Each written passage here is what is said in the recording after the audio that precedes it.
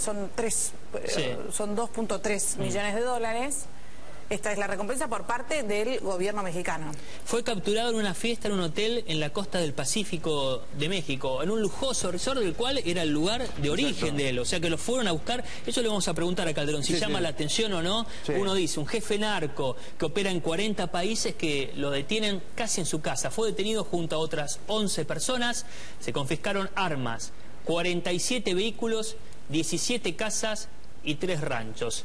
Ese dato, Calderón, de que el tráfico de estupefacientes, de drogas en Estados Unidos, su organización tenía casi, entre algunos dicen, el 50 y el 80%. O sea, un poder absoluto en lo que es narcotraficantes, comercialización de estupefacientes en ese país. Por supuesto, ¿no? Y además, la cantidad de plazas, ese es el nombre que se usa, que tiene esta organización en los Estados Unidos, conjuntamente con los Zetas, que es una... ¿Qué es plazas? Explíquele a la gente. Plazas es el lugar donde controlan el territorio donde controlan el tráfico de drogas. Claro, sí, exactamente, se llama plaza, ¿no? A uno le dice mercado, pero no, el mercado es otra cosa, las plazas. Claro, como si fueran los barrios el territorio que controlan. Y para que ustedes tengan una idea, entre la Federación de Sinaloa y el grupo mega narcotraficantes, los Zetas, tienen aproximadamente el control de la distribución de drogas en 250 ciudades de los Estados Unidos.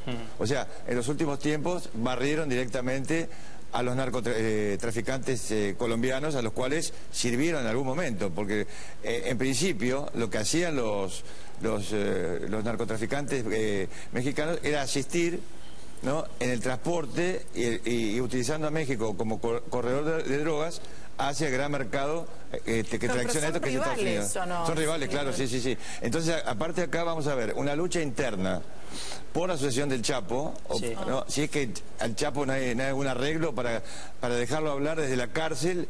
Porque yo creo ¿Puede manejar la organización, la federación, el cártel desde la cárcel? Pero en algunos casos, las grandes agencias de lucha contra el narcotráfico podrían darle facilidades, por ejemplo, al Chapo Guzmán, para que el Chapo Guzmán, desde la cárcel, y ya en la cárcel, respalden acciones más concretas contra la mega organización rival que es los Zetas. ¿A cambio de? Claro. A cambio de, bueno, de darle más capacidad de acción a él, tal vez proteger algo de su gente, y yo creo que lo que busca el PRI, que es el actual partido en el poder, como lo dice históricamente, es buscar una especie también de paz mafiosa. Es decir, bueno, disminuir el nivel de muertes, el nivel de asesinatos. Que ahora la respuesta por parte del resto de las personas que integran justamente el cártel de Sinaloa o esta fuerza terrorista narcotraficante va a ser impactante. Yo creo que, a ver, tanto Estados Unidos como México esperarán justamente una respuesta armada. La respuesta, claro. Por supuesto, pero no solamente eso, va a haber una guerra por la sucesión. Y además, por ejemplo, organizaciones como los Zetas van a aprovechar la oportunidad, y otras, por supuesto, que están ahí, la oportunidad para apoderarse de parte de los territorios que controla hoy la llamada Federación de Sinaloa. No hablamos de territorios solo mexicanos, sino también de Estados Unidos, porque claro, no, Estados Unidos aparte están presentes también en Europa, en Asia. O sea, ya en América Latina, por supuesto, en países como también... En el nuestro, el cartel de Sinaloa ha tenido y tiene, por supuesto, sus piezas puestas, como es el caso de los Zetas, pero acá en la Argentina los que yo creo que operan a veces con mayor flexibilidad son los paramilitares. Claro, bueno, de hecho, el cartel de Sinaloa, nosotros lo escuchamos... Estamos hablando de Colombia ahí en este caso, ¿no? Claro, pero el cartel de Sinaloa nosotros lo escuchamos, ¿te acordás, Rubén, que íbamos en los diferentes allanamientos y demás en la época de la causa de la efedrina? Exacto. Que daban con mexicanos, sobre todo. Exactamente. Hubo detenidos. Oye, Calderón, ¿se conoce en esta lucha por la sucesión? ¿Quién era el segundo del Chapo Guzmán? ¿Quién se puede quedar este con el problema, poder? que no hay por ejemplo, el más importante de ellos, que era Zambada, fue arrestado hace poco tiempo. ¿No? Está el hijo, que recuerdo que fue una especie de papelón del gobierno mexicano que habían anunciado su captura, pero el hijo está, por ejemplo, en libertad. O sea que justamente no hay un lugarteniente que uno pueda decir, este es el sucesor natural del Chapo Guzmán, porque yo creo que es insustituible. Y yo creo que en este caso las agencias mundiales antinarcóticos, replicando las tácticas utilizadas en Colombia para terminar con esos cárteles de Cali y Medellín, fue fortalecer a una organización una mega organización para destruir a la otra. Entonces, no hay que descartar, por supuesto, esto no es teoría conspirativa, sino que son tácticas muy utilizadas incluso por la DEA, ¿no? De a lo mejor especular con el apoyo a una para destruir a la otra, y una vez que la otra está debilitada, avanzar sobre la anterior, etcétera, ¿no? Calderón, imagino usted habrá estudiado infinidad de veces y habrá leído una enorme cantidad de cosas y de bibliografía respecto a estos temas. En lo personal, a mí lo que me lleva es a las películas, a las series que uno ve, sobre todo estadounidenses, de este tipo de temas. Cuando uno ve una película que intenta andar con narcotraficantes o las diferentes organizaciones que, como decía usted, ¿no? Someten a su propia gente, por ejemplo, que el FBI, la DEA y demás, en organizaciones de narcotraficantes para tratar de entender cómo funciona. ¿Es así como se ven las películas o hay muchas? Es muy parecido, ¿eh?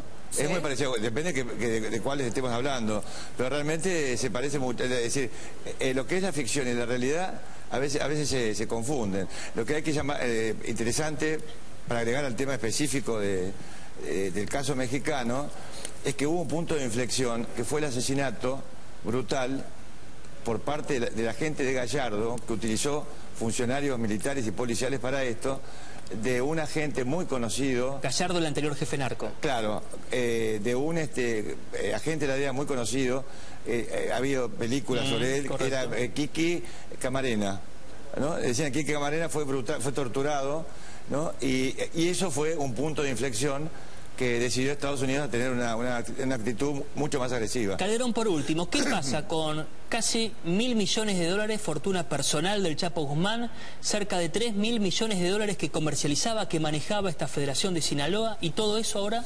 Bueno, hay que ver, por supuesto, detectar las cuentas donde está esto, pero estos narcotraficantes que, por supuesto, lavan dinero utilizando negocios legales, no siempre están en instituciones bancarias. Fíjense, para que tengan una idea, esto es muy poco conocido, ¿qué hacen ellos?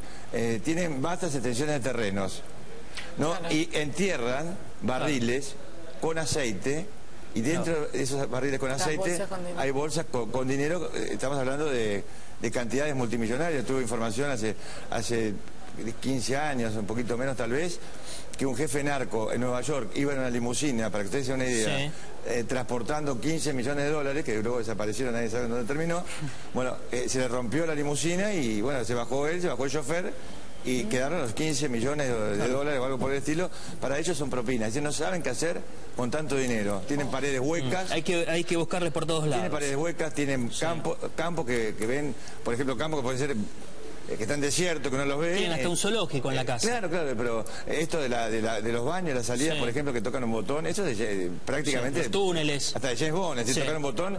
Pero eso existe. Sí. Mover una canilla, sale una... Ustedes vieron una serie acá muy conocida, no la voy a nombrar, justamente de evasión de prisión y todo este tipo de cuestiones. A lo mejor Prison Break, que se llamaba. Bueno, por ejemplo, las tácticas que usaban los presos para escaparse. Bueno, acá, yo lo he visto en países árabes esto, ¿no? Donde había realmente ese tipo de salidas. Bueno, me tocaron mover una canilla, que eso se abra y aparece la entrada al túnel, y esos túneles recorren 300, 400... en este caso, para Guzmán no fue suficiente. No fue suficiente, no perdió el amor por una mujer, y aparte haber ido, como lo comentaron muy bien, a un lugar que era conocido. O sea, ahí iban narcotraficantes conocidos, por supuesto, con cobertura oficial.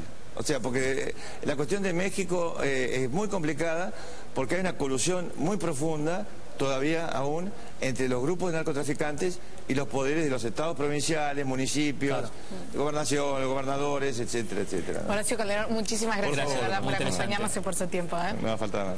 Después de la pausa, atención, porque vamos a seguir con este tema. A ver si es posible o no, si es sano o no. Bajó 70 kilos en 4 meses.